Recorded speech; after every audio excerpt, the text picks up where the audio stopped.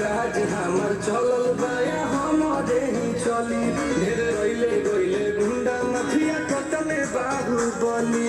केहू के बस के चीज नइखे इहाँ राज हमर चलल बाया हमरे ही चली ढेर रइले गइले गुंडा माफिया कतने बाहुबली मार के गोली बंद कदम बोली हरदम ना सुता दे माहौल जवन बदलियो के दुनिया से उठा दे माहौल जवन बदलियो के दुनिया से उठा दे बस।